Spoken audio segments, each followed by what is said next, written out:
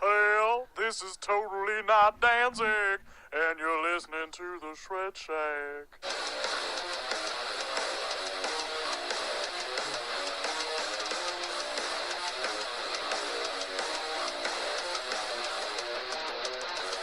Greetings, folks. I'm Dan Mack. And this is Chris Mack. Welcoming you to episode 102 of the Shred Shack podcast, your premier source of news and uninformed yet heavily biased opinions pertaining to all things heavy metal, airing bi-weekly on iTunes, Mixcloud, Google Play, as well as on YouTube at youtube.com/theshredshack and youtube.com/adamanstemplum. That sounded very official. It did, and there was like no stammering. That was really good. Yeah, let's not fuck that up. Let's go right into some new business. Old business first, you dipshit. Old business. Old business is old business, and new business is new business. There is no old business. Let's go to new business. And this is new business, and we do not discuss new business until next quarter. I got this. That's right.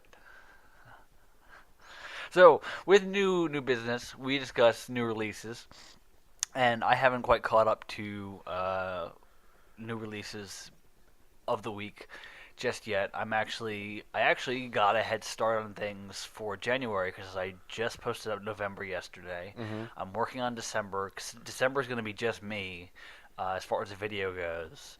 And December is going to mark our return to actually being in front of camera and talking. So December is going to be just me, and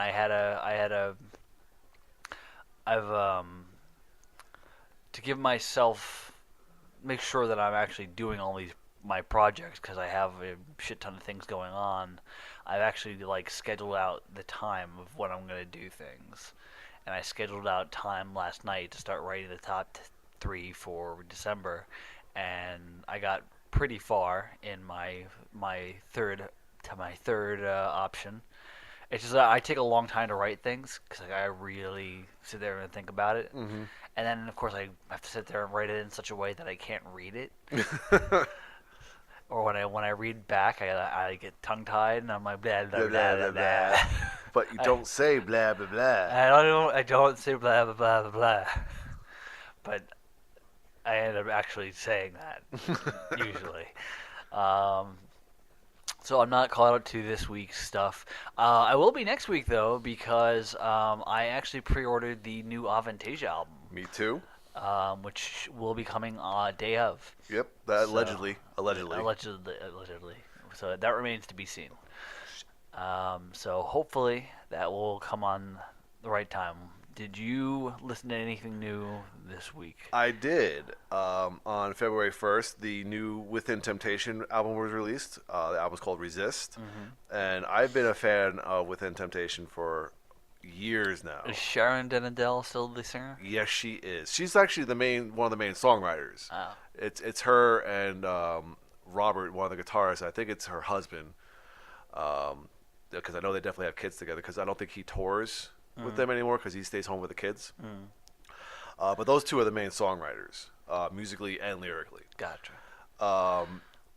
And it took me a minute to get into it, because every time I go to a new Within Temptation record, I kind of just go into it with a little bit of apprehension, because I know what to expect, and then sometimes I don't know what to expect. I don't know if they're going to try something different, go a little more popular. Don't they kind of throw some curveballs sometimes? They do, especially with some of their guest performances. Like on Hydra, they had Exhibit out of nowhere. Yeah, that one I remember. I know this one has Jacoby Shaddix. Yeah, and that song is actually really good. That's the opening track. And you know what? The good thing about Within Temptation is that they are fairly consistent with their sound, and like I said, you kind of know what to expect, but then they do kind of throw some surprises at you. Like on this particular record, there's a certain subtle influence of dubstep in there. Okay. And it's not overt. It's still a guitar, bass, and drum band with this background of electronic dubstep music behind it, and it works so well because it fills in this space that you didn't think would have been empty, but when you hear it, it's like, wow, it complements it so well. Gotcha. It just adds another level of sonic quality to their music. And I listened to it probably like a dozen times through already because I just kind of let things repeat for a while, and I really, really enjoy it. Cool. I really do. So I highly recommend people checking out the new Within Temptation record. I was supposed to have the new Astronoid record, their sophomore release, self-titled. It was released on February 1st. Unfortunately, Amazon's decided that it was released on February 15th. So hopefully, I get that with my Avantasia record. Hopefully. So what else have we been listening to this week? All right. Well, I pulled up my Instagram account for my albums of the day, and a majority of it recently has been my 10-word review band, which I don't think I announced, but you will find out shortly. Yep. When I record those parts later. But I listened to some Down 3 specifically. Blood Simple. If you don't know what Blood Simple is, that is Tim Williams' side project from Vision of Disorder. Might as well be his main project right now, because Vision of Disorder hasn't done much at all since 2012. They released a new record just a few years ago. We listened to it, didn't we? I think 2012 is still the last album. Oh. Yeah. I might be wrong. Anyway, whatever. Went back and did a double dose of the Deftones, specifically Adrenaline and Around the Fur. So I went way back.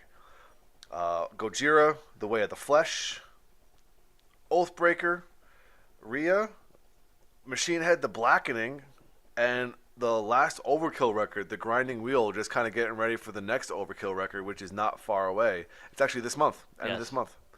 Which is going to be a fight for who's going to pick that one for top 3, I'm sure. Yeah, I'm sure, because I just listened to that last one. It's like, Jesus Christ, actually, they're so good. The look at the February release list is not bad at all. So no, I mean, in the next 2 weeks, we have the new Avantasia record we were talking about, and then the final week, we got a little bit of a surge here. We got Candlemass coming out, Dream Theater,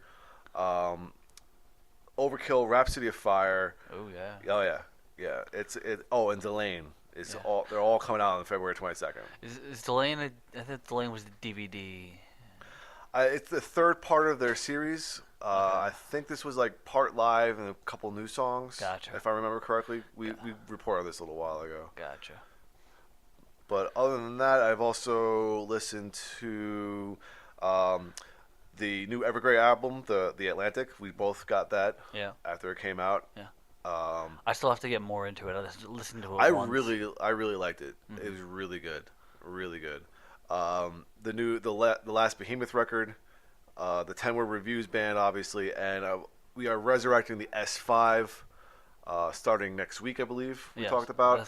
That is the intended plan. So I've been listening to some S5 material, going through my requests on Instagram, and just going through those bands and catching up on a whole lot of social media that I've been lax on. So the bands that have been sending messages and whatnot, hopefully we'll get to them soon. And yeah.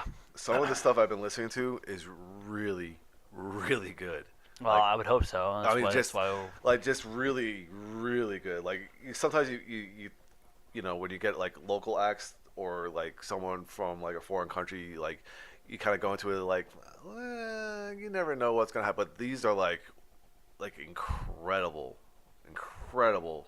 bands. So I feel sorry for taking so long to get to them. Is it a whole lot of? I try to get a little bit of mixture of a lot of stuff that we usually cover here. I was gonna say, is there a million notes between them? No.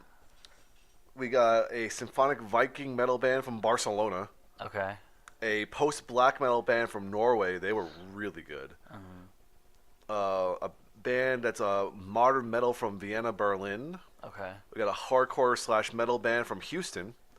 And this amazing progressive metal band from Italy that is just out of this world. Okay. So, I mean, we're talking about bands, if you're fans of Dream Theater, Metallica, Death Heaven, Nightwish, Elvedi, Amon Amarth, Slipknot. It's just all across the gambit here. Yeah. So okay. That sounds good. I still got to give you the access back to the email. Yes. Yes. And I also need access to Skateboard. Yeah. But we'll work on that because there's this timing. And stuff. So for some reason, the auxiliary port in my car is acting up. So Oh, you're down to nothing. No, I don't know what's going on. Like it keeps thinking that it's unplugged and it's not, because like it'll just cut to the radio, and I'm like, what the crap? So it's a matter now of me remembering to bring a CD into the car. Um, so it's down to that basically. So in the car, I've listened to "Blood of the Nations" by Accept. Ooh, Because I'm still working on that Sonic Horde thing, and I'm trying to get more accustomed to some of the A bands. So listening to some of the latter day Accept albums that I have, because that's mostly what I have from Accept. Is I have the last 4 that they did with Mark Tornillo at the front. So I'm trying to get more accustomed to them, which they are amazing albums because they are. I mean, they're Accept. They are a staple. They are traditional heavy metal. The archetypes of heavy metal. Yeah, really. yeah, straight up traditional German heavy metal. So you can't. You can't fix you can't fix If it without ain't broke, broken. don't fix it. Exactly. So that's that. I listened to Metal Church, Damned If You Do, the brand new album. I love Metal Church. Metal Church still sounds like it's 1989. Actually, I was looking into when their first album with Mike Howe came out, and it came out almost literally over 30 years ago to the day. Wow. February 7th, 1989. So 30 years later, they still sound exactly the same. So speaking of bands that are, the bread and butter of heavy metal, and if it ain't broke, don't fix, Metal Church. I started listening to the Ghost album a little bit again, because it's the Ghost album. I mean, it's super awesome. It's really good. It's really good. Yeah, I mean, I can't complain about that at all. Listening to the Helgrim album a little bit, because I finally have a physical copy of it, and I also listened to 2 albums I just picked up. Working on closing up some gaps of my collection as far as like bands that I have, like most of their set, and then I'm missing 1 album, like your 10-word review band. Yes. Yeah, I just had it. It's one of those things where like I was looking for it for a reasonable price forever, and it just like going through the discography for the 10-word review is like, I still don't have this. You know what? Fuck it, I'm buying it. Yeah, I was lucky because I bought that album for $5 before they remastered it. Oh wow. Yeah, because they had that and the debut album for $5 each, way back when. I'm talking like probably like a decade and a half ago. Damn. Yeah. That's pretty solid. Yeah. Solid luck right there, you bastard. Yeah, long time ago. But I picked up copies of Power Man 5000, copies, clones, and replicants, which is basically their cover album. Oh, okay. Surprisingly, wasn't crazy impressed. The songs that they pick, some of the songs that they pick are cool cuts, and I think would have been a lot better had they done them a little differently. But I feel like it's a little phoned in. Yeah.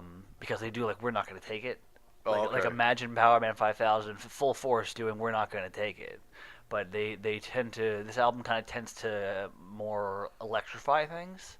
So it's a little more dancey. Oh, okay.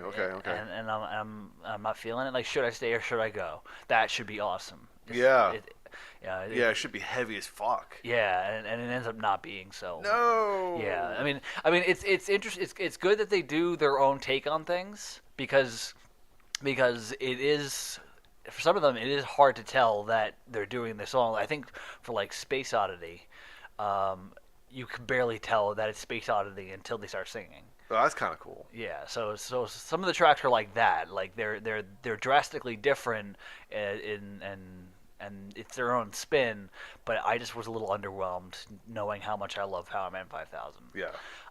And last one is Amrphis, Queen of Time. It's their last album, or their latest album. I never bought it when it came out, and I'm a huge Amorphis fan, so I picked it up. And I love Amorphis, so I mean, there's not much more to say about it. They are such an amazing band, incredible. So I still have that gift card you gave me for Christmas that I have to use. Yeah, I keep forgetting about that. Yeah, you gotta do that. Yeah, I do. It's $50. I mean, at CD Warehouse, damn. Yeah, Stack CDs. Or what, is that what it's called? CD Warehouse, Movie Exchange, CD Exchange, something like that. Exchange. It's technically they're the same store. It is the same store. Yeah, It's the same store. same logo and everything. It's Yeah. just I think it probably depends on which location has more of what. yeah. Like, I think the one that I would want to go to, the one on Bitters, has a much wider selection of CDs. Yeah.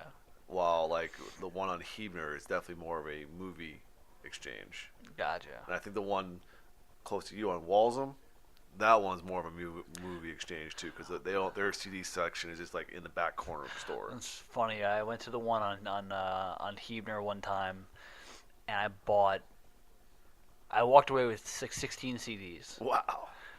And I wiped them out pretty much. And the lady behind the counter was making a remark about it. And I was like, yeah, sometimes I like to come in and just buy a whole bunch of stuff. And she's like, good, thank you. It's our paycheck. But then I went there again like a month later, and I found like nothing. And I was like, I wiped them out. I've done it.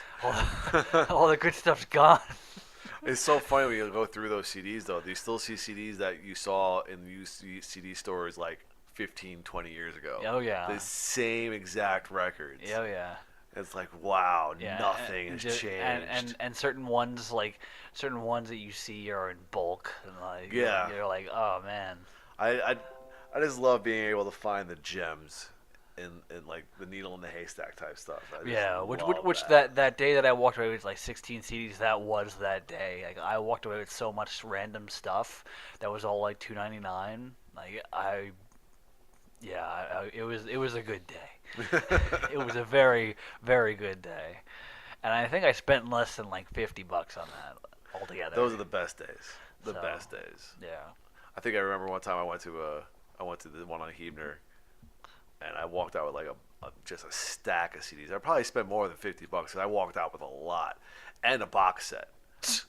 I walked out with the Police box set. Oh, nice. The complete recordings of the Police. Yeah. And I think that was only like maybe $10, $15. I definitely did not spend that much money on it, but it was just one of those things where when you look back and you see it stacked up, you're like,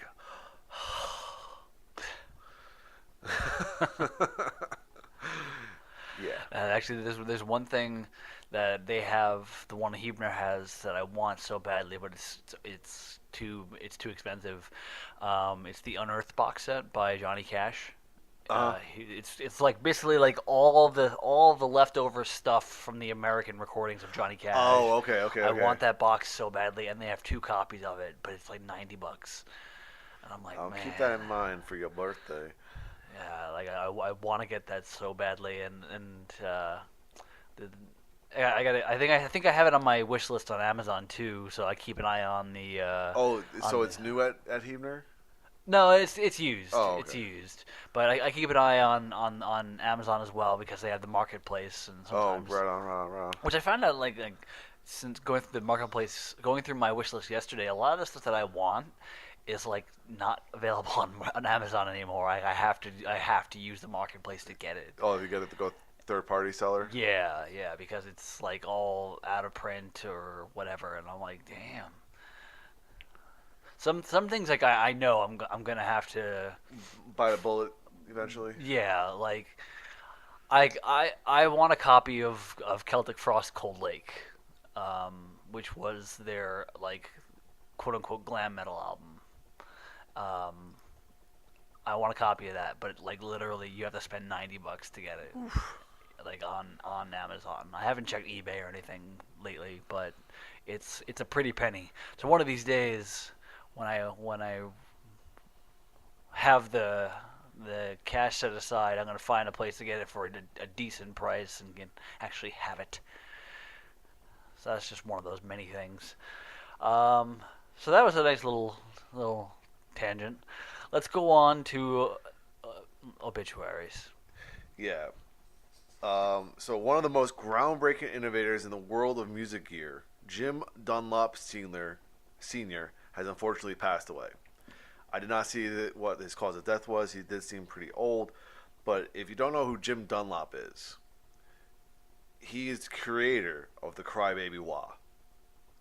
Everybody who has ever put on a guitar on his shoulders has used the Crybaby Wah. Yeah, I was gonna say Kirk Hammett's probably crying right now. Yeah, I mean, he did the wah, but of course, Jim Dunlop guitar picks. I think there's a set of strings. Yeah. He's done so much for the world of music gear. So it's unfortunate that he has passed away. Yeah. Only the one though. Obituary for today. Thankfully, only one obituary. Only one. If doing this every 2 weeks, it just gives too much time for people to unfortunately pass away. Yes. So let's go on to general news. All right. Kiss has appeared on The Price is Right. Monday, February 4th. That's not news. The episode was filmed on December 3rd, 2018. In honor of the 2019 Grammy Awards, which are airing this Sunday, February 9th on CBS, The Price is Right is hosting a week of shows celebrating music. Each day, the show will be themed for a different genre, starting Monday with Kiss and Rock and Roll. The iconic band will model a special prize package featuring their farewell tour and present a musical showcase. That's actually kind of cool. So, just imagining Bob Barker beating them up. My favorite thing about The Price is Right is the episode where Adam D from Killswitch Engage was on, and he won the whole fucking thing. I did not see that. I did not know that even happened. It's amazing. Because he's so goofy, and he's so excited to be there. It's a game show. Game shows are really fun. And the fact that he won the whole fucking thing is just amazing. All right. He's like, I'm quitting the band. He probably couldn't afford to buy the truck that they gave him because he's in the band. Anyway. Metallica's January 28th concert in Raleigh, North Carolina's PNC Arena shattered the venue's attendance record with a crowd of 20,052 fans on hand. The Metallica show was staged in the round with one square stage in the center of the arena floor and a chair-free floor filled with fans. You know, if I were a band like Metallica and like I'm playing all these big places, I would always ask what like the attendance record is. And then try to beat it by two people. By making the stage even smaller. I think that's pretty much exactly what they're doing. Just make a smaller and smaller stage to fit more people just to beat the record every time. You know what? That'd be great. That would be amazing. What was the record last time we were here? All right, let's do this. Shave off 1 foot of the stage now. And they can totally do it. That's the thing, though. Just them all playing back to back. Kind of like the end of Cunning Stunts, the DVD. Uh-huh. I don't know if you've ever seen that one. But, I have it, but I haven't watched it yet. Well, they're the end of the show, or like right before they do their encore, they have like the fake stage blow up, and the power goes out. Blah blah blah blah blah, and they come out, and they have like this one light in the middle, like an Edison bulb, and it's just the four of them around Lars's kit, and they're playing covers. So it's just kind of like that feel, but all around. that would be just one lone light bulb hanging from the ceiling, and them playing on like a little circle. And people would love it. People would love it. Are you kidding me? Dude, no matter what they do, they would probably sell it out and shatter records wherever they go. So. And I've seen pictures of the stage that they have going on. It is not their biggest stage for sure. Like I've seen them in the round before, and they have some big stages. This one is tiny. Because they don't really do all that much, so there's no need for them to have like a shit ton of space. Well, they're more of a production now. I mean, I wish. I don't know if you ever saw the movie Through the Never. No, I haven't. Well, you don't need to. I wish they would release as like a B-side or a special feature, just the concert, because what they did production-wise for that concert was absolutely astounding. They had all these bottom lit screens on the floor that changed colors and did videos and stuff like that throughout the show. Everything. They're a production now. Because I know that they've done productions in the past. I remember during seeing footage during the Injustice for All tour, they had the giant Doris. They had the giant statue. Yeah. Doris. That's what they named her. But I know that they've done that kind of stuff in the past. But the time that I see them, like when we saw them at Nassau, it was a square stage. The end. Yeah. And it was very minimalist. So I mean, even at the show I saw at what was it? The Alamo Dome recently. Like what is it? 2 years ago almost now. Yeah. And it wasn't in the round, which is a shame because I always thought like in a big stadium like that they could probably kill it in the round. Oh, probably. Absolutely kill it. But the thing is, no stadium does that. They always play at one end and basically whatever. But their production was awesome because there was the flames, they had the big screens and all that good stuff, your typical stuff. But again, like you said, they're getting up there in age. They don't really do much as a band. Yeah, they're not jumping around like Bruce Dickinson. Let's just say that. They play their bits. They walk around a little bit. I mean, the person who needs the most space is Trujillo. Oh yeah, as he crab walks around. And whips that hair around. Yeah, that's the one who needs the most space. So. Anyway, so according to the Pulse of Radio, Papa Roach was awarded Pandora's billion streams plaque in celebration of the group's catalog reaching 1 billion streams on the music service. The band members were presented with the plaque on Thursday, January 24th, the last of their 3-night run at the Roxy in Los Angeles to celebrate the release of their new album, Who Do You Trust? Keeps looking like a plague. They were presented with the plague. Well, because of who it is, maybe it was the plague. They're not that bad. No. And again, we just mentioned Jacoby guesting on the new Within Temptation record, and honestly, I didn't realize it was him at first. Yeah. He sounds completely different than he did when he first came out. They've changed their sound a lot in the last decade and a half. Yeah. So, still wouldn't put them on a priority list of any kind. No, definitely not. No. But they've definitely from album 2 they were stepping away from the rap metal stuff. They became a little bit more melodic and kind of pop oriented. Yeah. Because I remember Scars came out, and I didn't even know it was them until somebody told me. Right. And I was like, oh, really? This is Papa Roach? Like, when did that happen? Because even like the more vindictive heaviness was gone. It was melodic and yeah. But wow. I'm just looking at the top 5 on the Billboard Top 200, and we got some surprises, my friend. Oh, not in our favor at all, but just some surprises in general. Man, why you gotta be like that? Sorry. All right, here we go. According to Billboard, Five Finger Death Punch has left the WME booking agency and signed with Artist Group International. The band will be represented at Artist Group International by veteran rock agent Peter Pappalardo, yeah, whose rosters includes Megadeth. Nice. Yeah. Right on. All right, I put a hashtag here. Hashtag just because. Aldi, the German-based discounter best known for its low prices and no-frills approach, is offering a new line of limited edition cheeses with names that are parodies of popular song titles from the 1980s, including classic tracks by Def Leppard and Guns N' Roses.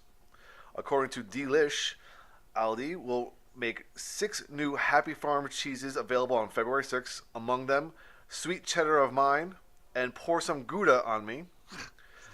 Time for the Grammy Awards, which happen on Sunday, this coming Sunday, today, as a matter of fact. The other cheeses, which are all priced at $3.49, are named after songs by Cyndi Lauper, Girls Just Want to Have Fontina, Michael Jackson, Billy Goat Is My Lover, Bonnie Tyler, Total Eclipse of the Havarti, and Wham!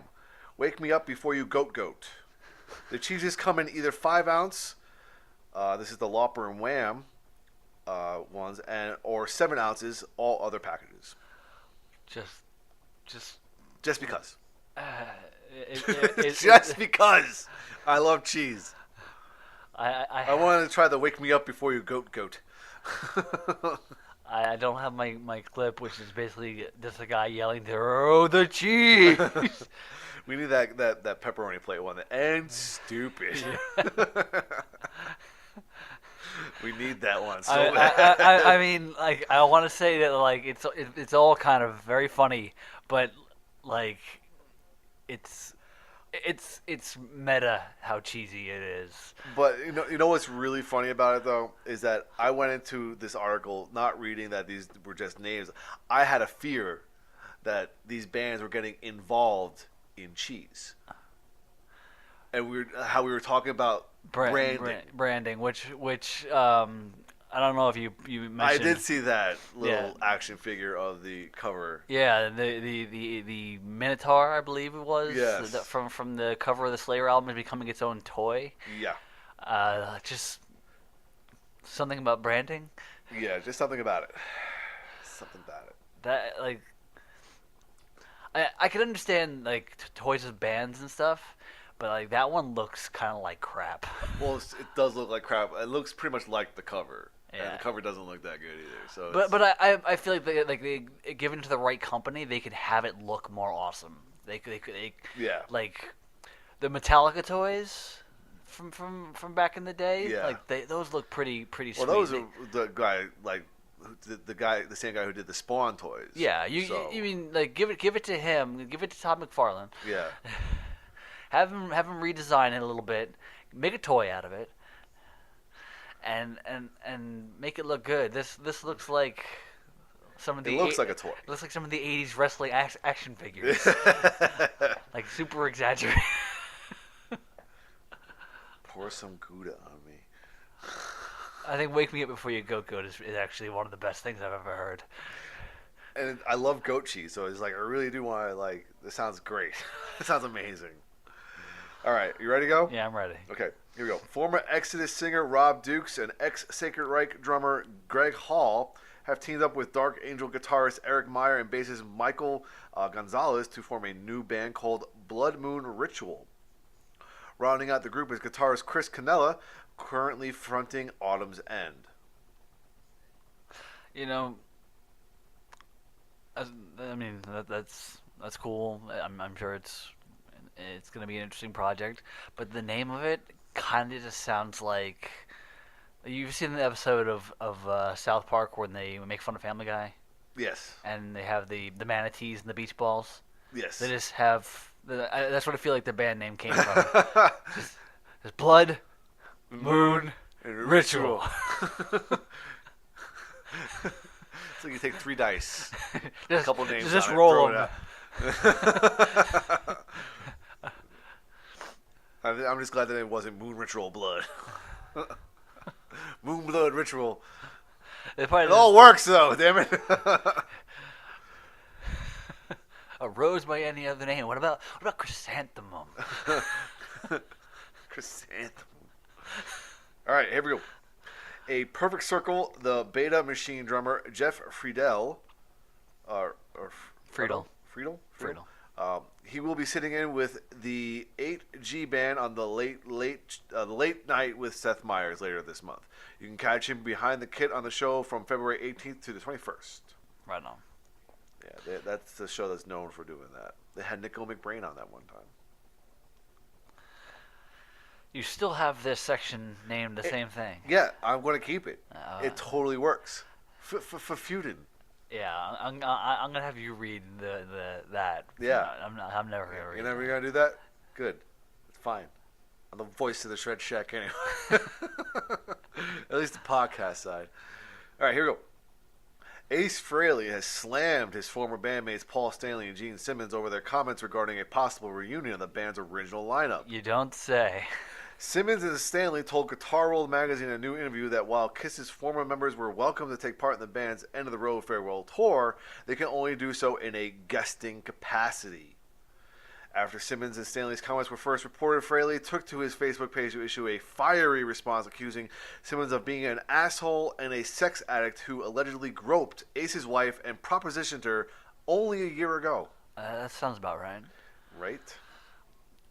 So, needless to say, never-ending fun in the Kiss camp. Yeah, they just it's not gonna happen. So Yeah. and I think Ace is doing fine on his own. I think he is too. All right, here's a long one. It's a legal one. Okay, so check this one out. According to The Blast, Korn is suing its former drummer for allegedly violating the terms of the deal they negotiated with him 3 years ago. Singer Jonathan Davis, guitarist James Schaefer, bassist Fieldy, I'm not even going to attempt that last name, guitarist Brian Welch claimed they reached an agreement with David Silveria in 2016 after he sued them over royalties. The drummer, who left Korn in late 2006, sued his former bandmates in February 2015, claiming that his exit from the group was merely a hiatus and that he was rebuffed when he tried to return to the band in 2013. He said he still had ownership interest in Korn and asked a judge to force the band to reveal how much money they've made since he left so he can get his rightful share.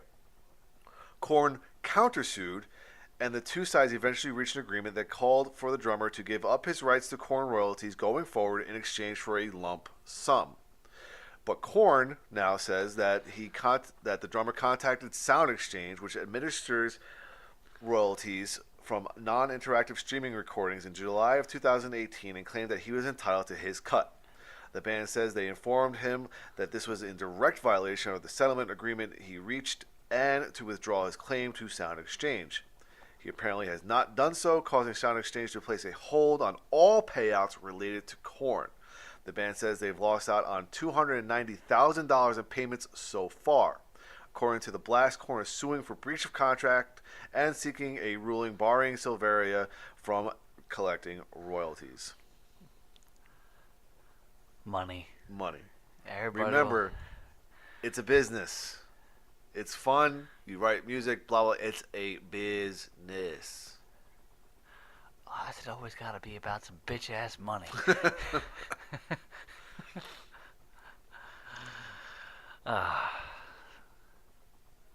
And it's funny that they were like, I was like, you're trying to do this, you guys are fighting? No one gets anything. Everybody stops, and they just shut down. I'm thinking of that bit from Snatch. All bets are off. Close down all the windows. All bets are off. Oh, that's great. All right, so unfortunately, we don't have anything for the good that men do. We usually have plenty, so... Yeah. But we do have Alcoholica. Of course. Of course. Children of Bodom have teamed up with Fat Lizard Brewing to launch a beer brewed with Lake Bodom water. The beer will go on sale February 1st in Finland. A limited batch will be available through the band's web store in Central Europe later in February. Isn't the story of the Bodom thing... Like murders? Drowning children? Like something like that? Yeah, so you get your beer with the remains of drowned children. Do you see a problem here? There will be people who drink it. Of course there will. Of course. All right, Iron Maiden and Robinson's Brewery have announced a new addition to their award-winning Trooper family, Trooper Nitro, a kegged version of Trooper which is charged with nitrogen and carbon dioxide. Trooper brand manager Stam Kennerly said, quote, "Our keg version of Trooper has been extremely popular, but after listening to feedback from our customers and numerous on-trade trials, which had outstanding results, we decided to switch to mixed gas. The result?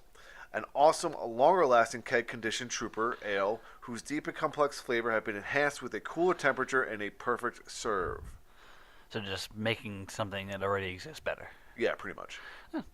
Okay. So it goes. Again, this is the kegged version of it, so you probably still can get your regular Trooper beer in your bottles, but then this is the kegged version.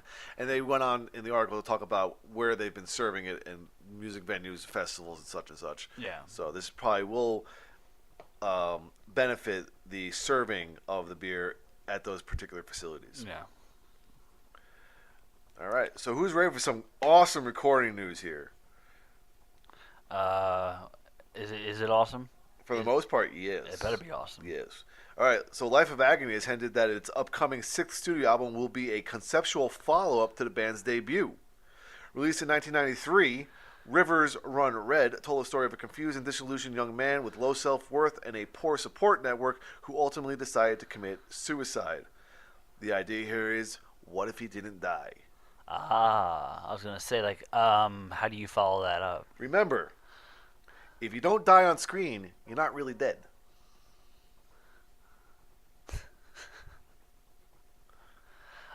I guess so. Okay. Well, come on. I mean, any Marvel character who, if you don't die on screen, are you really dead? What if they turn to dust? They didn't die. The theory is that they're in the Soul Stone. Anyway, we can discuss that when the movie comes out in May. yeah. I was gonna say you just had to have a moment, and you were like, "Well, you're a nerd." Yeah. Yeah, you just had to have one of those moments. I did, totally did. All right. Yngwie Malmsteen will release Blue Lightning globally on March 29th via Mascot Records Mascot label group. Your new god will release a new album on March 29th. Blue Lightning describes what happens when his fingers just touch the fretboard. He's like the goddamn Flash. Anyway, Deep Purple guitarist Steve Morris says the band will work on its 21st studio album later this year. The effort will be the follow-up to 2017's Infinite, which was recorded with legendary producer Bob Ezrin. Infinite plus one. Infinite. Going on for infinity and beyond. I figured Infinite would have been like the title of like their last album, like their final album. Apparently they're not packing it in anytime soon. Nope. I mean, Steve Morse is younger than the rest of the band, so he can go on for longer. But the rest of the guys have got to be pushing a ripe age. Yeah. All right, here we go. Kvelertak. That's right. Have written quote, a lot of stuff for their fourth album, tentatively due before the end of the year. The follow-up to 2016's Natisford, which was in my top 3 of that particular month for that particular year, will mark the band's first release since the departure of longtime frontman Erland Hilvik and addition of Ivor Nikolaisen.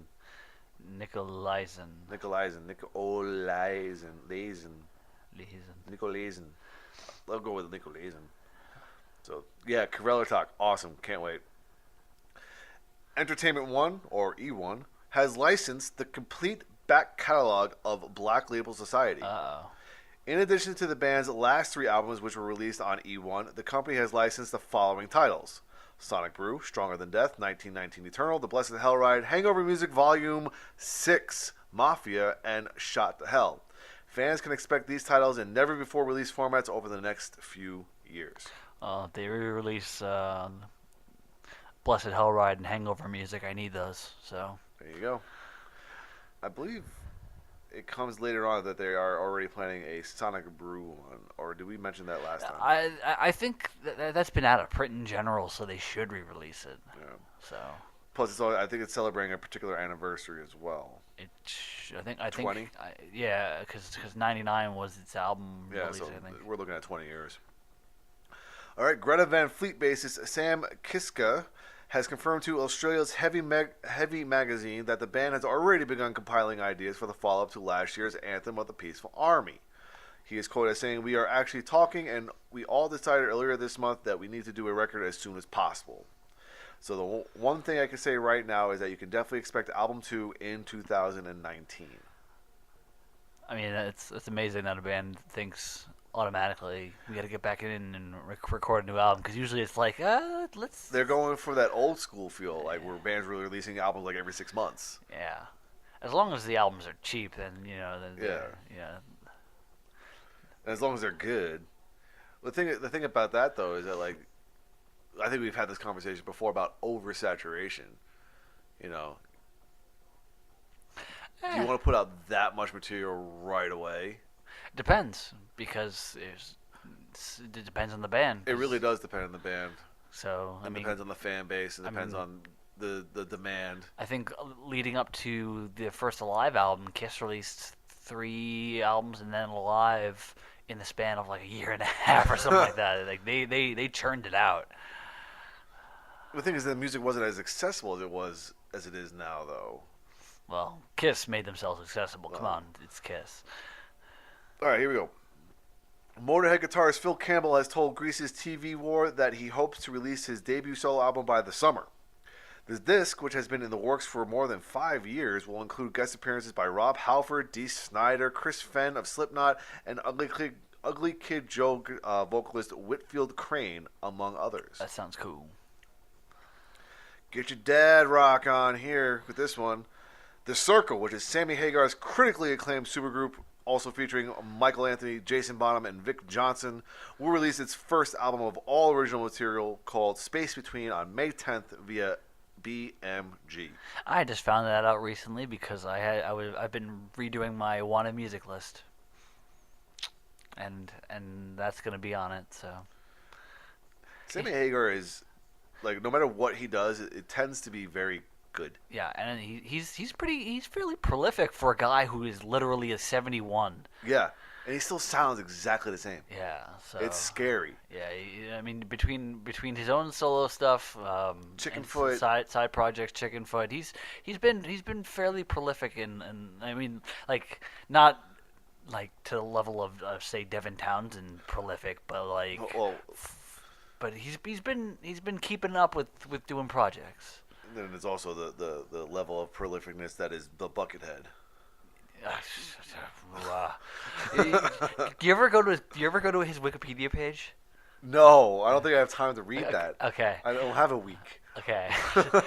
If you go to his page, it tells you the name of every album. It says, and he's got like 30 some odd albums. Because I was working on my wanted music list, and Buckethead was on that list, and in some way, shape, or form, hopefully some of these are physical and not all digital. But it's funny because it says like Buckethead has 30 something albums, or something studio albums, and then there's the Pike Sessions, which is like 293. So he has 300. The Pike Sessions. I have no idea what that is. I feel like it's basically just outtakes or something.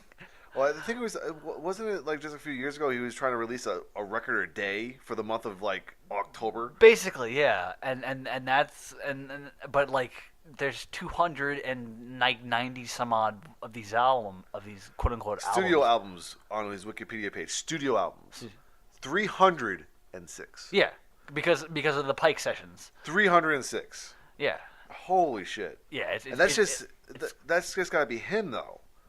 Right, just that's just not including his side projects. If you go down on there's the Pike series. If you go down on the page, they show you like all the side project he does because it's like with this person. Okay, I got you. Okay. It's okay. Insane. Oh, here we go. Okay, yeah, with Bootsy Collins, with Brain, Travis Dickerson. Okay, I see it now. It's an insane page and Guns N' Roses, Praxis. Oh my God. I mean, the only person who can sit there and edit it properly has got to be the man himself. I was gonna say, is like he probably can't even keep up with this. Like I can see him like editing his own Wikipedia page just like to inform the fans of things. He's probably sitting there like, man, I don't even remember half this shit. By the way, I released an album 2 days ago, and I'm releasing one tomorrow. So he records like in his sleep. Like he does the Swiss Guard thing where he just sits there and everywhere he is, he's just playing. So crazy. It's ridiculous. So crazy. But yeah, 300 something studio albums.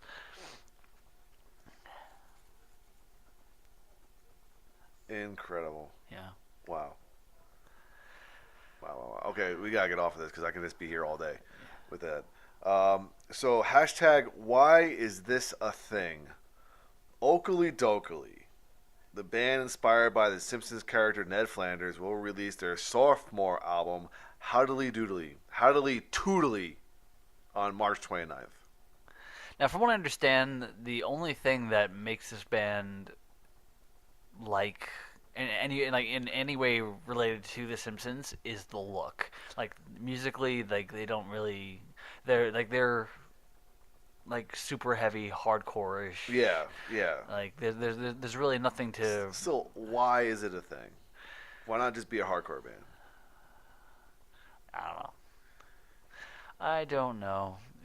You gotta have some sort of thing that draws the attention. I guess so. It's just. All right, Allegion, right? Allegion? Something like that. Anyway, they announced that their new album, Apoptosis, will meet a April 19th release through Metal Blade Records. The group recorded the outing at Flatline Audio in Denver, Colorado with Dave Otero, who has worked with Cal Decapitation and Syphilic. Yeah? Syphilic? I think it's Cephalic. Cephalic? Yeah. Carnage? Yeah.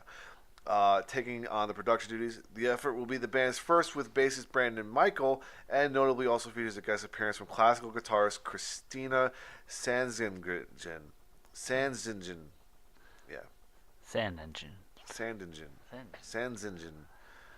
I'm really bad. Everything's phonetic and terrible. Well, everyone has these names, man. Well, I mean, that's the music we like and the countries they come from. I'm gonna call you Bob. If I can't pronounce your name is Bob.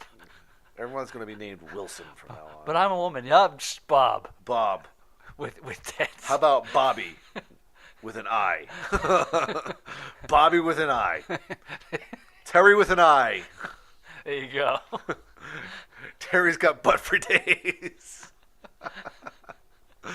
Anyway, Brooklyn Nine-Nine references. Ghost Tobias Forge has told Billboard that he is focused on the band's next recording project, which he has been, quote, working on for months now, with plans to be in the studio again by the beginning of 2020, with the release later that year. Woot. Woot, woot. Considering we're talking about still listening to the previous album. I was going to say, they're an every 2-year band. Every 2 years you get a record from them. Yeah. Well, except one time. And usually I'm actually kind of disappointed that there isn't like a midway EP. Usually they release an EP that has like one unreleased track from the previous album and a bunch of covers. I'm sure right now since he's in the midst of all this legal crap, he probably has a few other things on his mind. I have to say though that their cover of Missionary Man from the Eurythmics, so good. Right on. So good. All right, Sacred Reich have entered the studio to begin recording their long-awaited new album. The disc will mark the band's first release since the return of drummer Dave McClain. I'm actually excited for that because Sacred Reich is a badass band. Yes, they are. All right, here we go. Grand Magus will release their new album, Wolf God, on April 19th via Nuclear Blast. The follow-up to 2016's Sword Songs was recorded at Sweet Spot Studio in Sweden with producer Stefan Karlsson, who has worked with Arch Enemy, Firewind, and Spiritual Beggars. I'm excited. Yeah, totally stoked for that one. We had a moment the other day with the album cover, which looks pretty badass. Yep. So there's much excitement for that one. Yeah, the Shred Shack is totally pumped for some Grand Magus. All right, Gall's Word, which is fronted by renowned vocalist Gall, who is in Gorgoroth and Wardruna, will release its debut album, Gaster, Ghosts Invited, on May 31st via Season of Mist. Big surprise there. This disc was recorded last year at Solslatit Studios in Norway with Ivar Sandoy, who has worked with Enslaved. Right on. Last but not least here, this one's just for me pretty much. Periphery will release its 5th album, Periphery 4, Hail Stan, on April 5th via the band's own 3 Dot Recordings. Stan, you bastard! Hail. Oh, really? Like, that's I Is that supposed to be funny or Probably. I'm not really sure what the inside joke is. Hopefully it's described in the liner notes, but we will see. Speaking of liner notes, I actually have to look at the Arion album.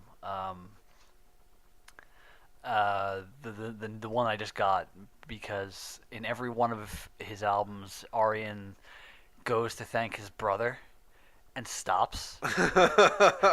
And like, you know, and like, or he'll sit there and say, and like, this album is no thanks to, you know, and stuff like that. So I got to see what he wrote for that on this new re-release of Electric Castle.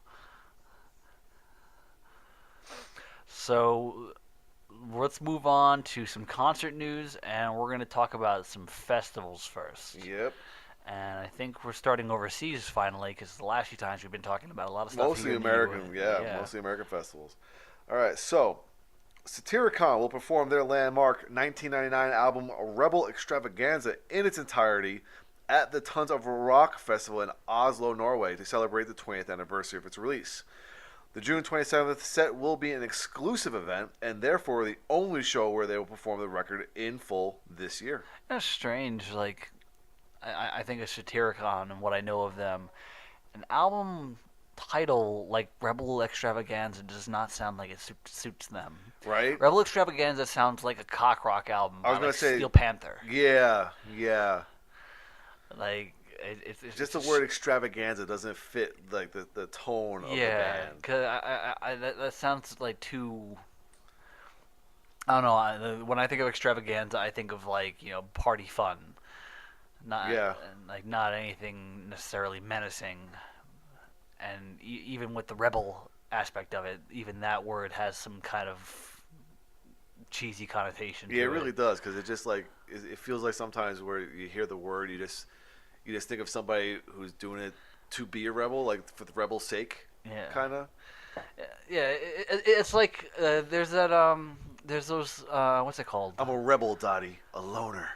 There's those commercials now for like car insurance, and it's like a guy, like an older guy living with his parents, and you know, he's yelling at them basically. Yeah. It's like rebel. It's like that's what I think of, like that extravaganza. Like, you know, like it's got a kind of almost childish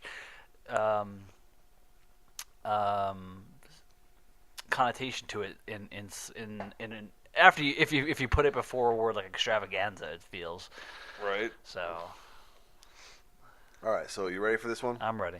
The rumored lineup for the annual Heavy Montreal Festival appears to have surfaced online ahead of an official release. According to Lamb Goat, an AdMat boasting the below lineup for the event was briefly posted by Slayer before being pulled. So the lineup here, no dates or anything like that.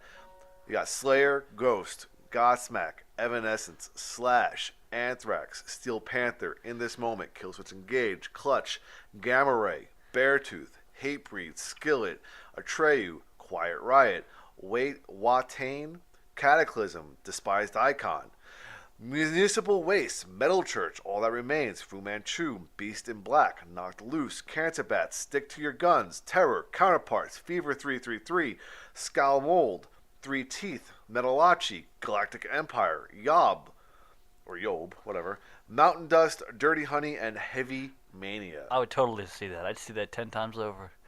That is a lot. That is a sick lineup. Yeah, it's quite intense. And of course, there's probably more bands to be announced. It's just, wow. Badass all around. Yeah. That's it for festivals. I guess most of it's been. We've announced a lot already. Yeah. So let's go on to some touring news. All right. So Cradle of Filth will perform their album 1998's Cruelty and the Beast in its entirety at several non-U.S. shows this spring and summer. Wah, wah. Ozzy Osbourne has been forced to postpone the entire European leg of his No More Tours 2 on doctor's orders. This followed an announcement that the singer was postponing the first 4 dates of the tour because of the flu. After seeing his physician again, Ozzy Osbourne has been diagnosed with a severe upper respiratory infection, which the doctor feels could develop into pneumonia, given the physicality of the live performances and an extensive travel schedule throughout Europe in harsh weather conditions. I mean, maybe it's a sign. Yeah. It should really be no more tours. or just please stop before you kill yourself. Yeah, seriously.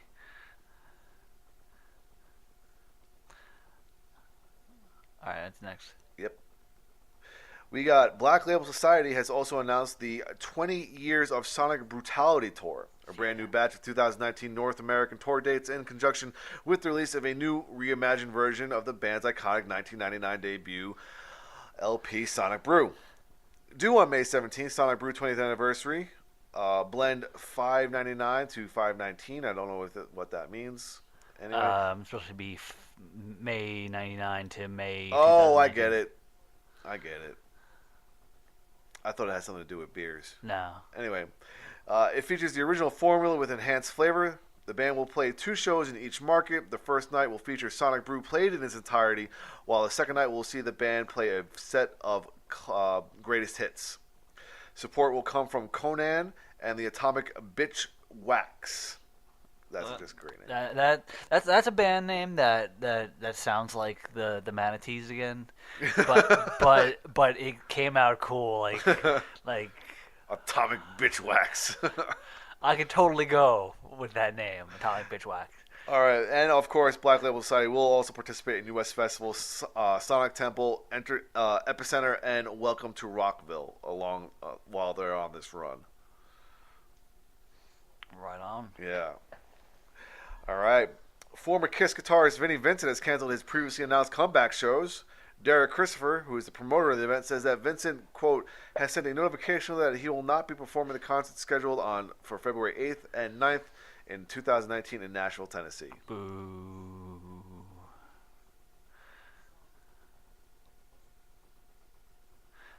He just received a notification letter. That's weird. Yeah. Someone sent him a letter like, you're not playing those shows. Oh, okay. No, Vinny sent the letter to the promoter. Oh, okay. Yeah.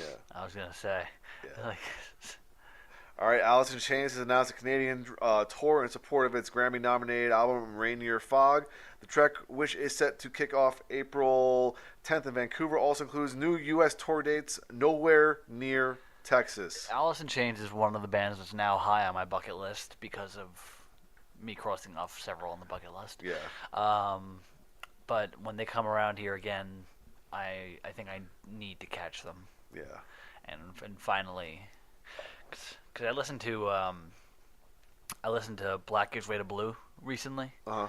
Man, that's a good album. I have to listen to Rainier Fog, but the 2 albums with the new singer since they returned, they're both quality stuff. I wasn't crazy about The Devil Put Dinosaurs here. I listened to that one right after. Uh-huh. Not as crazy about it. But Rainier Fog is good. I'll give you a copy of it. Sounds good. All right. # no Texas date. Overkill has announced the Wings Over the USA 2019 tour. Kicking off on April 25th in Baltimore, the trek will make stops in Pittsburgh, Chicago, and Nashville before concluding in Boston on May 11th. Joining Overkill on the dates will be Death Angel and Act of Defiance. I have to say that Overkill is the one band that I have a T-shirt from that is Texas-based. Like, you know, like the show, like the shirt is for the Texas date of the show. Yeah, like it's based around their dates in Texas.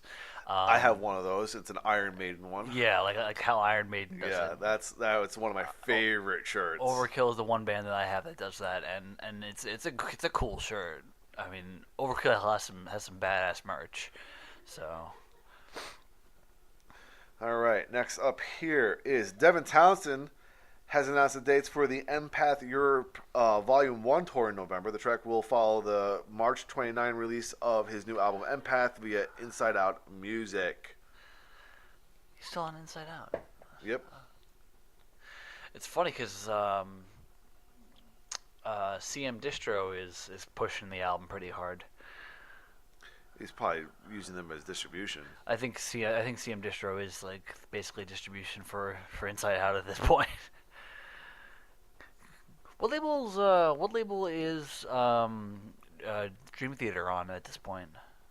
Oh, are they still on Roadrunner? I don't think they're still or on Roadrunner. Nuclear Blast? I don't know. I'd have to look at it because I have the Astonishings in my office. So. I don't know.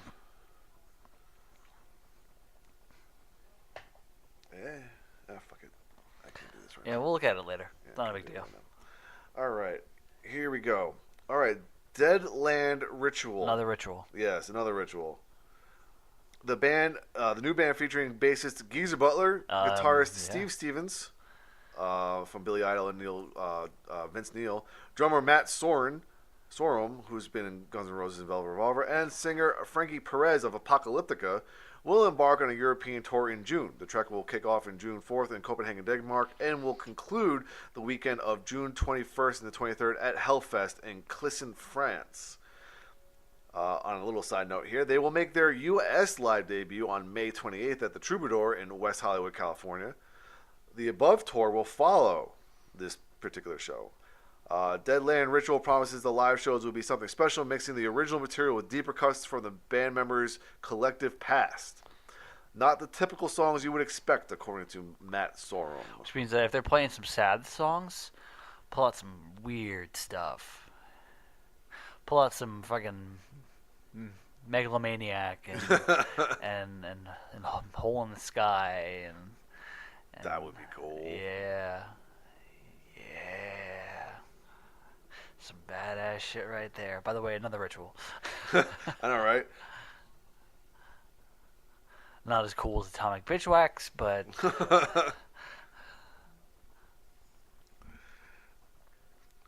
All right, here we go. A hashtag no San Antonio date. Avatar have announced their return to North America on the aptly named Avatar Country World Tour 2019. Dates begin on May 16th in Buffalo, New York, and stretch coast to coast before wrapping up in Las Vegas, Nevada on June 15th. Direct support will come from Devin Townsend, who will perform a full acoustic set. Dance with the Dead and 68 will open the shows. Dates include 3 North American rock festivals, including Sonic Temple in Columbus, Ohio on May 17th, Rocklahoma and Pryor, Oklahoma on May 26th, and Domination 2019 in Mexico City on May 3rd. why did there's 2 festivals in Oklahoma? What's in Oklahoma? No, this is one. Ohio, Columbus, Ohio, Oh, okay. and Rocklahoma in Oklahoma. Okay, but still in Oklahoma. What's in Oklahoma? I don't know, buddy. Middle ground. I don't know. I guess. Maybe a big field. Like I don't know what to tell you, man. the state is just a big field, so let's have a festival. All right, I'm pretty sure that there was no San Antonio Day here because I would have mentioned it if it did. But Iron Reagan and Sacred Reich will team up for a short North American tour in May. Support on the trek will come from Leeway and Enforce. Right on. Greta Van Fleet have been forced to cancel the remaining dates on their Australian tour after singer John Kiska came down with laryngitis, rendering him unable to perform. I mean, you can still play the shows. Just have the audience sing the songs. Well, he's not Vince Neil. Sammy Hagar and The Circle announced plans for their extensive North American tour in support of their debut album of original material, Space Between, which will be released on May 10th via BMG. The band will kick off its 23-city North American tour on April 19th in Reno, Nevada, and on June 7th in Chicago, Illinois. Vince Neil, who we just talked about, and Night Ranger will join the tour as special guests on select dates of the tour. Why? Why is this a thing? Why those 2 bands in particular? All right. Was nobody else available? I guess not. Oh, I guess not. bring sticks. They're not busy. Then I'd go see it. You're Dennis DeYoung, you jealous bastard. Anyway, Slash featuring Miles Kennedy's and the Conspirators and the Pips will embark on a North American tour this summer in support of their latest album, Living the Dream. Word. Queensryche will play some of the most renowned European festivals along with a few club shows in support of the band's upcoming album, The Verdict, which will be released on March 1st. Special guests on the trek will be Firewind and Mirror Plan, joining them on select shows. Woot.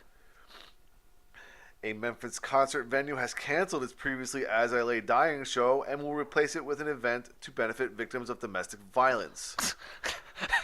Growlers faced online backlash after publicizing the April 5th booking of the band, whose lead singer was famously convicted in 2014 for his role in a murder-for-hire plot against his estranged wife. See, this is The comeuppance. yeah. This is kind of what I was expecting. Yeah. I'm surprised it hasn't happened more, in all honesty. Well, the year is young. I mean, apparently I read the statement from Growlers, and when they initially announced the event, they sold several hundred tickets, like immediately. So I mean, there is demand for this. Yeah, of course there is. But the good thing is that the demand has been exceeded by the outcry. Yeah. You know. Well, I'm sure there's a lot of people who are pissed, but hey, fuck you. Yeah. So. I need to get your money back. Yeah. Hopefully. Well, I mean, they haven't announced who's playing this benefit show for domestic violence, so it'd be interesting to see what they replace it with. You know. Yeah. It better not suck. Yeah. All right, Death Angel have announced some headlining shows with Act of Defiance around their upcoming tour with Overkill. Of course, nothing coming around. Death Angel and Overkill sounds like an awesome tour. Why is it not like coming to our backyard? Right. Backyard barbecue. Memorial Day weekend. Yeah. Hashtag no San Antonio date. The lineup and dates have officially been revealed for this year's Devastation of the Nation tour. Dark Funeral and Belphegor will be co-headlining this year's run with Incantation, Hate, Veil of Pinth, and Nightmarer rounding out the bill. Right on. All right. One-offs. Bring Me the Horizon will be the musical guest on the February 14th episode of Jimmy Kimmel Live. The band will perform several songs on the show's outdoor stage in front of a standing room only crowd. Cool. I'm not a big Bring Me the Horizon fan, so. Yeah. All right, here's a good one. ZZ Top are coming on strong with their 50th anniversary Texas Bash. They're a band that's not going to stop until one is dead. Yeah. And even then. It's also great that they're still the original lineup. Oh, yeah. It's amazing. Yeah. Celebrating a true career milestone with 3 key performance dates set for Texas towns this May. The band's 50th anniversary celebration is set to commence May 17th in Dallas at Dos Equis Pavilion, followed by a performance on May 18th in Houston at Cynthia Woods Mitchell Pavilion in the Woodlands, and on May 19th, the Austin 360 Amphitheater hosts the ongoing festivities. The shows feature performances with friends and fellow rock legends Bad Company and Cheap Trick. See, that's the kind of bands that are more suited for the Sammy Hagar tour. Right? I mean, like, what the fuck? The Texas Bash concerts launch ZZ Top's anniversary tour that has them rocking across North America and on the European shows throughout 2019. I'd go see that. I'd see that in a heartbeat. That'd be a lot of fun. That sounds like a badass show. Right? All right. I'm an hour from Houston, so hell yeah. An hour from Houston? Austin. I was gonna say, buddy. Houston's like 3. Yeah. Anyway. I know it is. I know you made the trip a couple times. I've made it twice at this point, and it was worth it. Faith No More. Yeah. And my bucket list of Blind Guardian. There you go. All right, last but not least here for one-offs, Led Zeppelin bassist John Paul Jones will team up with Sonic Youth's Thurston Moore and Steve Noble for a one-off concert on March 28th at the 100 Club in London. The event is described as, quote, a unique musical meeting of 3 of the most inventive performers of our time for perhaps the only time, all to benefit a London radio station, Resonance FM. Strange. Definitely strange, but could be totally cool. It'd be the most feedback-driven jam on the planet. But at least there'd be some cohesion, though, because I think at least John Paul Jones can orchestrate things. Yeah. All right. So, are you ready for this top 200? Give me the top 5. Top 5. Number 1, a new release called DNA by the Backstreet Boys. What? Right? What? Right? What? Right? What year is it? That was, oh my God, 20 years ago, dude. I know. Oh, help me! I've lost my way. Keep going. What's number 2? Oh, Future Hendrix presents The Wizard. None of these have vowels in them, pretty much, but the guy's named Future. Okay. All right. Number 3 is Hoodie Season, a boogie with the hoodie. I thought you were gonna say Hootie and the Blowfish, and I was like, oh my God, what fucking year is I know, right? Oh man. Number 4 is a Star Is Born soundtrack with Lady Gaga and Bradley Cooper. Mm-hmm. And number 5 is the Teal album by Weezer. Oh, really? Yep, that's their cover album. They do a pretty good cover of Paranoid, actually. Okay, I was gonna say because their cover of Africa kind of meh. Well, yeah. But then again, that song in and of itself is kind of meh. Yeah, for real. Like, I don't understand what the appeal was and why there was such a like drive to have that done. Like, I don't get it. I don't know. All right, well, that number 12 here, a little bit on the rise from number 13, is Queen's Greatest Hits. Mm-hmm. A debut here at number 14 is a new album by Bring Me the Horizon called Amo. I'm just going to say Amo. Because it's not emo, it's Amo. A-M-O? A-M-O. Amo. Amo. Oh, that's weird. Yeah. So, because I didn't want to say ammo because it doesn't have 2 M's. Yeah, so. And it sounds like it should be something like Te Amo. Right. Like Spanish. Right. Definitely, it feels like there's a typo here. Or Italian, whichever one it is. All right. So now we might just be getting into like the terribleness here.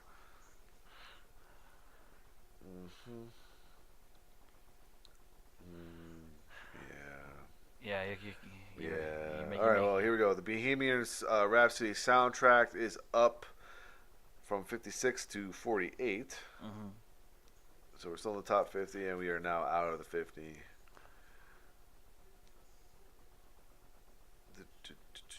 Blah blah blah blah blah. Yeah, Entertain the people, Daniel. Entertain the people. Yeah. Well. Yeah.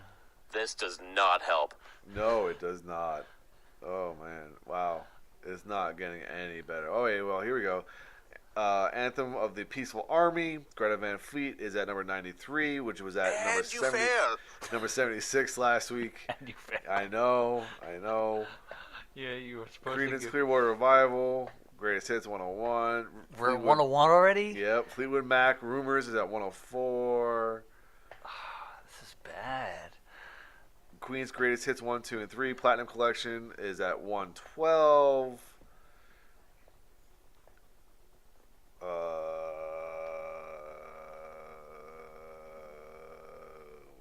Man. Like no Back in Black yet? No. Ooh, a new album from Rival Sons, Feral Roots, actually, is debuting at 139. Greatest Hits, Guns N' Roses, is at 142. The Black Album is at 145. From the Fires by Greta Van Fleet is at 148. Seeger, Eagles. I hate the fucking Eagles, man. Beatles, Abbey Road is at 159. Five Finger Death Punch, A Decade of Destruction is at 163. Back in Black is at 167. The Frozen soundtrack. The White Album is at 173. Hot Rocks by Rolling Stones is at 175. Is that just coming back on? Or? No, that was actually at 172 last week. Oh. We got Beatles 1 at 179. Nevermind at 180. All-time Greatest Hits by Lynyrd Skynyrd at 182. The Trolls soundtrack. Bon Jovi's Greatest Hits is at 189. Did you say the Trolls soundtrack? Yeah, I did. Trolls. That movie came out like a long time ago. Yeah, but that one song, or I 2 songs on it that are actually still really, really popular. Really? Yeah. Damned if I know. I've just Hair Up is very popular still, and so is the song that Justin Timberlake sings. I'm lost. Sunshine in My Pocket or whatever it's called. I'm lost. Yeah. So. What the hell is the name of the song? Roll- Can't Stop the Feeling. Oh. Yeah. Okay. Yeah, I'm still lost. Yeah. Either way, it's still. All right. You ready for hard rock? It's not that much better. Yeah, I'm ready for. Okay. Number 25 is 1X by 3 Days Grace. 24, Antennas to Hell, Slipknot. 23, Mothership, Led Zeppelin. 22, Zeppelin 4, Led Zeppelin. 21, The Greatest Hits by Three Doors Down. 20 is All the Right Reasons by Nickelback. Number 19 is Kiss World, The Best by Kiss. Yeah. This is apparently a new release. I saw that. We don't need that. No. They have enough best of and greatest hits and compilations and yada yada yada. No, we're done. Yeah, pretty much. Locked in, done it. All right. Number 18 is Meteora by Linkin Park. 17 is Aerosmith's Greatest Hits. Number 16 is The Story So Far, The Best of Def Leppard by Def Leppard. 15 is Greatest Hits by Foo Fighters. 14 is Hybrid Theory, Linkin Park. 13 is Evolution, Disturbed. Greatest Hits, Bon Jovi is number 12. Number 11 is Back in Black. Number 10 is Decade of Destruction, Five Finger Death Punch. Number 5 is From the Fires, Greta Van Fleet. Number 8 is Metallica, Black Album. Number 7 is Guns N' Roses, Greatest Hits. Number 6 is the new album from Rival Sons, Feral Roots. Number 5 is Greatest Hits 1, 2, and 3, The Platinum Collection of Queen. Number 4 is Anthem of the Peaceful Army, Greta Van Fleet. Number 3 is Bohemian Rhapsody, the soundtrack by Queen. Bring me the Horizon and then Queen. Yep, exactly. I called it. Yep, Yeah. exactly right. And Queen's number 1. Queen is number 1. Yes, that's right. Queen is number 1. Yes. I want to put my dick in it. I want to put a stick in me. I want to put its stick in me. Queen, once again, ruling over all. We're still with 3 albums in the top 10. Top 5. Top 5. Double up. Yeah, just.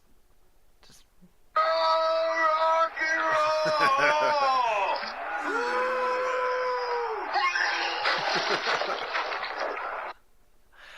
Yeah. Okay, so this is the part where we normally have a discussion. We did not come up with one at all prior to this. Did you think of any ideas? I got No? nothing. Then I think this is where we're going to call it. Yeah, I got something to record anyway, so. Yeah, but it's really the Backstreet Boys. I know. like what the hell? What? Wait, what? No, Wait, no, what? no, What? no. Wait, what? All right, well. What? I would say. Sheila Bravlovsky. I'd say we have to make our curtain call because Warrior needs food badly, but you did bring tacos, so. I did bring tacos. So until next time, I'm Dan Mack. And this is Chris Mack. And for simplicity, we are the Slime. And then there's like a little out thing. Outro. Insert outro here.